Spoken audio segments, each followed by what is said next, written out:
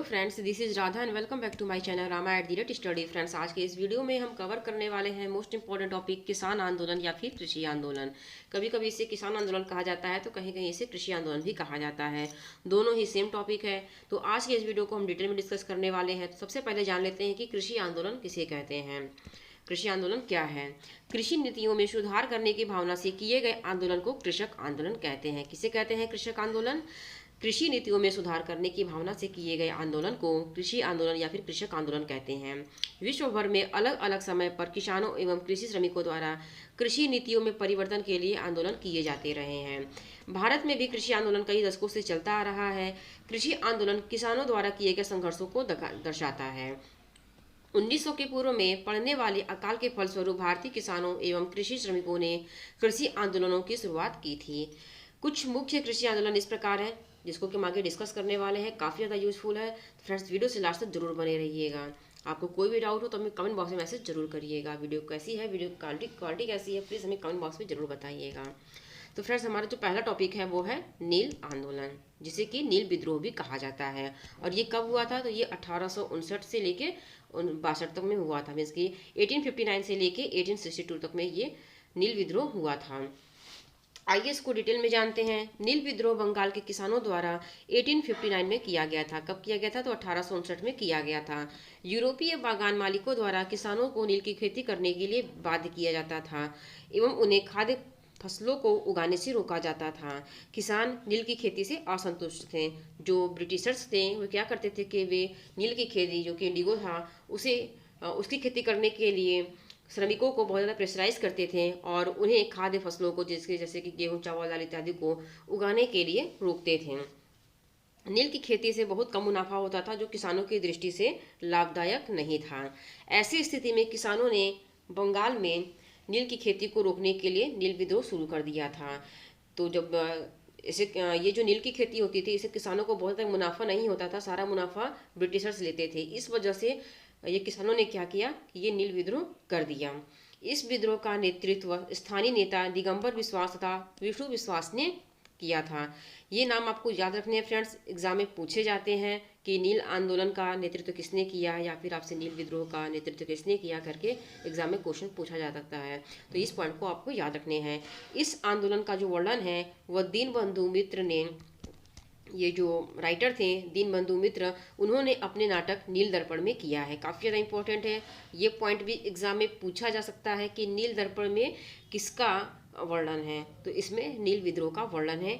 बहुत ज़्यादा इंपॉर्टेंट है। सारे ही पॉइंट आपके एग्जाम के लिए।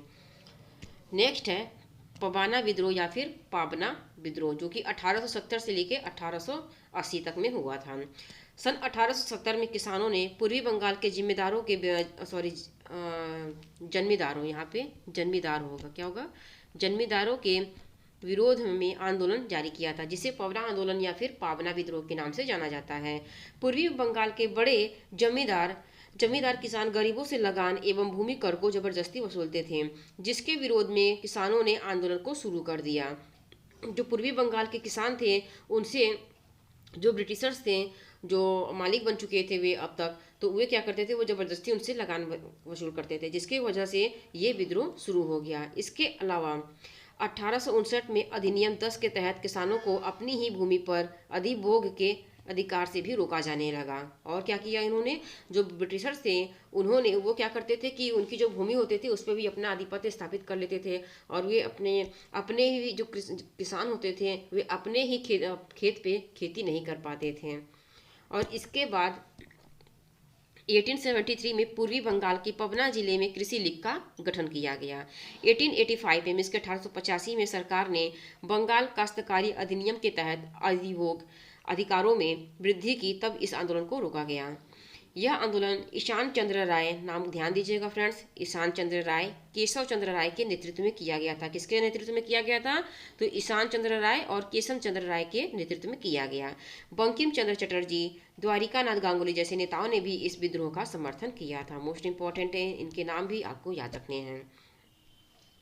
अगला है दक्कन विद्रोह, जो कि 1875 में हुआ था। कब हुआ था? तो ये 1875 में दक्कन विद्रोह हुआ था। दक्कन विद्रोह सन 1875 के मई एवं जून माह के जून के माह में कृषि संकट को खत्म करने के उद्देश्य से किया गया था। दक्कन विद्रोह मुख्य रूप से मराठा, मारवाड़ी एवं गुजराती साहूकारों के खिलाफ किया गया था। किनके खिलाफ किया गया था? तो मराठा, मारवाड़ी और गुजराती साहूकारों के खिलाफ किया गया था।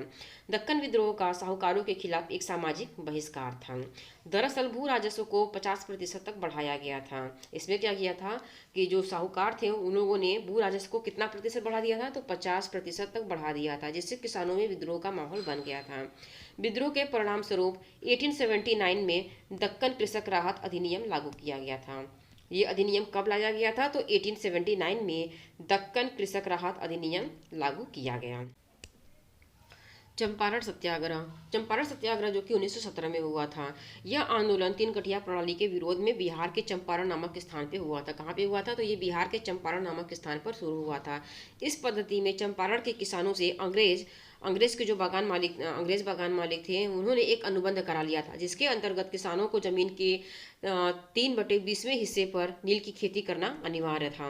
19वीं शताब्दी के अंत में रासायनिक रंगों की खोज और उनके प्रचलन से नील के बाजार समाप्त हो गए थे, परंतु बागान मालिकों ने नील की खेती बंद कराने के लिए किसानों से अवैध वसूली की थी। मीन्स कि जो 19वीं शताब्दी में जब नए नए कलर आने लगे थे और नील को अब थोड़ा सा उसका जो था वो चलन वो ख़त्म हो रहा था, फिर भी जो बागान मालिक थे, जो ब्रिटिशर्स थे, वो क्या करते थे कि वो नील की खेती को बंद नहीं करना चाहते थे और उसके लिए वो श्रमिकों से लगान वसूल करते थे।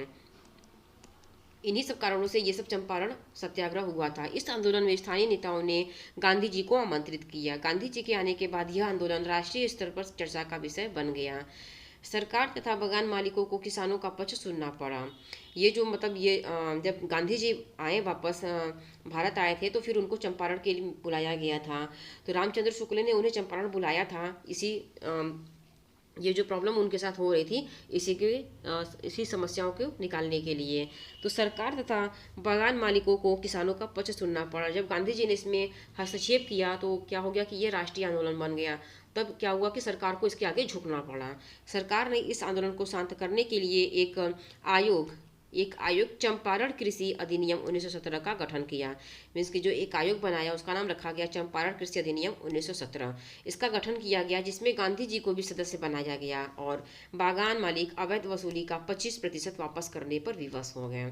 जब गांधी जी ने इस आंदोलन में हस्तक्षेप किया तो जो सरकार थी उन्होंने क्या किया कि वो 25% तक जो उन्होंने काफ़ी ज़्यादा उन श्रमिकों से या जो किसान से जो कर लिए थे तो उसका वो 25% उनको वापस करना पड़ा। नेक्स्ट है खेड़ा सत्याग्रह जो कि 1918 में हुआ था। खेड़ा सत्याग्रह को सन 1918 में मौजूदा अंग्रेज सरकार के विरुद्ध शुरू किया गया था। वर्ष 1918 में गुजरात के खेड़ा जिला में किसानों की फसलें बर्बाद हो गई थी। 1918 में क्या हुआ था कि गुजरात में जो फसलें थी वो सारी बर्बाद हो गई थी, जिसके कारण किसानों ने सरकार से भू राजस्व माफ करने का आग्रह किया, परंतु जो अंग्रेज सरकार थे उन्होंने भू राजस्व माफ करने से पूरा साफ इनकार कर दिया, जिसके कारण महात्मा गांधी एवं सरदार वल्लभ भाई पटेल ने किसानों का समर्थन किया एवं राजस्व का भुगतान करने से रोक दिया। अंततः जून 1918 में सरकार ने किसानों की मांग को अनुमति प्रदान की एवं भू राजस्व को माफ कर दिया। लास्ट में क्या हुआ कि जब गांधी जी इसमें इन्वॉल्व होने लगे तो इसको भी सरकार को इसके आगे झुकना पड़ा और उन्होंने भू राजस्व को माफ कर दिया। नेक्स्ट है मोपला विद्रोह और ये 1921 में हुआ था। कब हुआ था मोपला विद्रोह? तो ये 1921 में हुआ था। फ्रेंड्स, मोपला विद्रोह को मालाबार विद्रोह भी कहा जाता है। आइए इसको समझते हैं। मोपला विद्रोह या मालाबार विद्रोह सन 1921 में मुस्लिम सरकारों द्वारा मालाबार क्षेत्र में शुरू किया गया था। मुस्लिम काश्तकारों की शिकायत थी कि उनसे उच्च किराया, नवीनीकरण शुल्क एवं अन्य दमनकारी करों की वसूली की जाती है। जो मुस्लिम काश्तकार थे उन्होंने कहा कि हमसे उच्च किराया लिया जाता है, नवीनीकरण शुल्क और बहुत से ढेर सारे कर लिए जाते हैं। इसके अलावा मुस्लिम काश्तकार अधिकांश हिंदू जमींदार के बीच खुद को असुरक्षित महसूस करते थे। वर्ष 1921 में आंदोलन का विलय खिलाफत आंदोलन में हो गया। मीन्स कि ये तो जो कर लिया जा रहा था, फिर इसमें धीरे धीरे हिंदुओं के प्रति इन लोगों के अंदर रोष हो गया। मीन्स कि ये विद्रोह करने लगे हिंदुओं का। फिर जब यही विद्रोह बढ़ता गया तो ये खिलाफत आंदोलन में तब्दील हो गया। मीन्स कि इसमें कन्वर्ट हो गया। प्रारंभ में यह विद्रोह अंग्रेजी हुकूमत के खिलाफ था, जो कि बाद में खिलाफत आंदोलन में भी इंक्लूड हो गया। महात्मा गांधी, शौकत अली, मौलाना अबुल आजम जैसे नेताओं का सहयोग इस आंदोलन को प्राप्त हुआ। आपको ये नाम याद रखने हैं, एग्जाम में पूछे जाते हैं कि कौन कौन से नेता किस विद्रोह से संबंधित थे, तो कभी आपको उसमें आपको मैचिंग करने के लिए भी आ जाता है, तो आपको याद होने चाहिए। इस आंदोलन के मुख्य नेता के रूप में अली मुसलियार थे। कौन थे? अली मुसलियार, जो कि इस आंदोलन के मुख्य नेता थे। मोपला विद्रोह को अलग अलग इतिहासकारों ने अनेक मतों से बताया है। कई इतिहासकार इस विद्रोह को मुस्लिमों द्वारा हिंदुओं के प्रति सांप्रदायिक विद्रोह मानते हैं, तो कई इसे ब्रिटिश सरकार के खिलाफ आंदोलन मानते हैं। वहीं कुछ इतिहासकार इसे हिंदू जमींदारों की जातियों के खिलाफ एक किसान आंदोलन भी मानते हैं। कहीं इसे कहा जाता है कि ये खिलाफत आंदोलन ही था, तो कहीं इसे कहा जाता है कि ये हिंदुओं के खिलाफ ये किसान आंदोलन था। कई इतिहासकार मोपला विद्रोह या मालाबार विद्रोह को एक भीषण हिंदू नरसंहार मानते हैं, जिसमें तकरीबन 10,000 लोगों की जान की गई थी। ये जो विद्रोह हुआ था, मोपला विद्रोह हुआ था, तो इसमें लगभग 10,000 हिंदुओं की मौत हो गई थी, जिसे एक नृशंस नरसंहार माना जाता है। अगला है बारदोली सत्याग्रह, जो कि 1928 में हुआ था। बारदोली सत्याग्रह जून 1928 में गुजरात में सरदार वल्लभ भाई पटेल के नेतृत्व में किया गया था। अंग्रेज सरकार ने कृषि श्रमिकों के लगान को 22% तक बढ़ा दिया था, जिसके कारण बारदोली सत्याग्रह को शुरू किया गया था। बारदोली सत्याग्रह में ही सरदार वल्लभ भाई पटेल को एक महिला द्वारा सरदार की उपाधि दी गई थी। इस पॉइंट को आपको याद रखने, बहुत ही ज़्यादा इंपॉर्टेंट पॉइंट है, एग्जाम में पूछे जाते हैं। जिसके बाद उन्हें सरदार वल्लभ भाई पटेल के नाम से जाना जाने लगा। नेक्स्ट है तेभागा आंदोलन। तेभागा आंदोलन कब हुआ था? तो ये 1946 में हुआ था। 1946 में तेभागा आंदोलन हुआ था। किसान आंदोलन में सन 1946 का बंगाल का तेभागा आंदोलन सर्वाधिक सशक्त आंदोलन था, जिसमें किसानों ने फ्लाइट कमीशन की सिफारिश के अनुरूप लगान की दर घटाकर 1/3 करने के लिए संघर्ष शुरू किया था।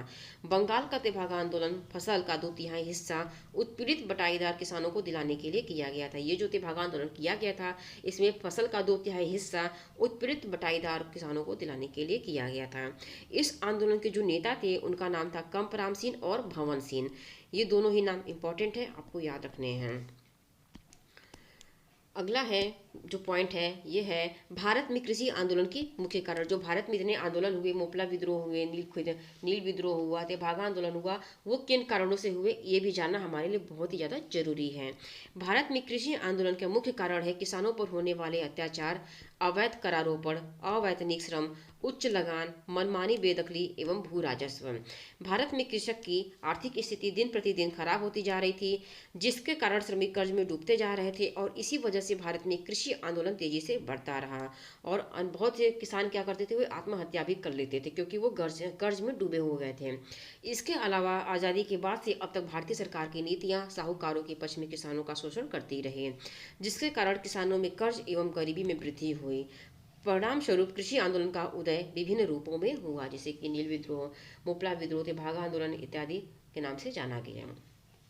इसमें क्या था कि काफ़ी बहुत ज़्यादा जो किसान थे, वो आत्महत्या करने के लिए प्रेशराइज हो जाते थे। मीन्स वो इतना विवश हो जाते थे, वो इतने कर्ज में डूबे रहते थे कि वो खुद से अपना जीवन यापन अच्छे तरीके से नहीं कर पा रहे थे। इस वजह से वो आत्महत्या करने के लिए मजबूर हो गए।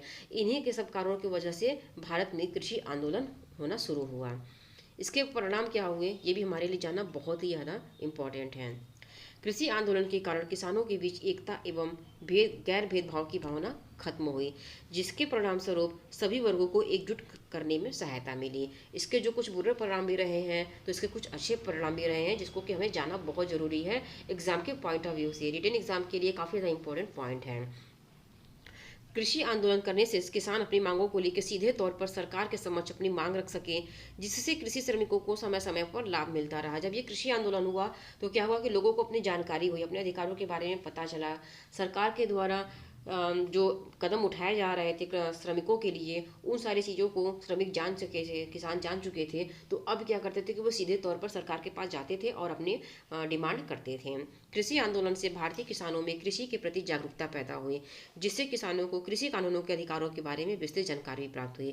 पहले किसानों को कृषि कानून के बारे में कुछ भी पता नहीं होता था, बट ये जो आंदोलन शुरू हुए, इसके बाद इन्हें अपने कृषि कानून को भी जानने का अधिकार हुआ, और वे जानने भी लगे, जिससे कि उनमें काफ़ी सुधार भी आया। कृषि आंदोलन से किसानों को अपने ऊपर होने वाले शोषण एवं उत्पीड़न के खिलाफ संगठित होने की भी शक्तियां मिली। कृषि आंदोलन से किसानों की मांगों को सुनने के लिए देश में विभिन्न स्थानों में किसान सभा का भी गठन हुआ, जिससे किसानों को एकजुट होने में सहायता भी मिली। स्वतंत्रता के बाद भारत में कृषि सुधारों के लिए एक अधिनियम तैयार किया गया, जिससे किसानों को सरकार की नीतियों का लाभ मिल सका। ऐसा ये जो परिणाम हुए हैं, जो तो काफ़ी अच्छे इसके परिणाम रहे हैं, जिससे कि किसानों को बहुत कुछ पता चला और वे अपने अधिकार के लिए लड़ने लगे। मीन्स कि अगर उन्हें किसी चीज़ की ज़रूरत होती थी, वे डायरेक्ट वो सरकार से अपनी मांग को पूरा करने के लिए कोशिश करते थे। तो ये इसके लिए वो किसी और विद्रोह वगैरह करने से बचते थे। पहले वो सरकार के पास जाते थे, अगर सरकार इनकी बातों को नहीं मानता था तब ये विद्रोह करते थे। तो फ्रेंड्स, ये रहे भारत के प्रमुख कृषि आंदोलन, जो कि आपके एग्जाम के लिए काफ़ी ज़्यादा इंपॉर्टेंट टॉपिक है। अभी तक के लिए बस इतना ही। मिलते हैं अगले वीडियो में एक नए टॉपिक के साथ। वीडियो अगर अच्छी लगी हो तो चैनल को सब्सक्राइब कर दीजिए, लाइक और शेयर कर दीजिए। Thank you. आप लोग वीडियो को लाइक नहीं करते, प्लीज़ वीडियो को लाइक कर दिया करिए।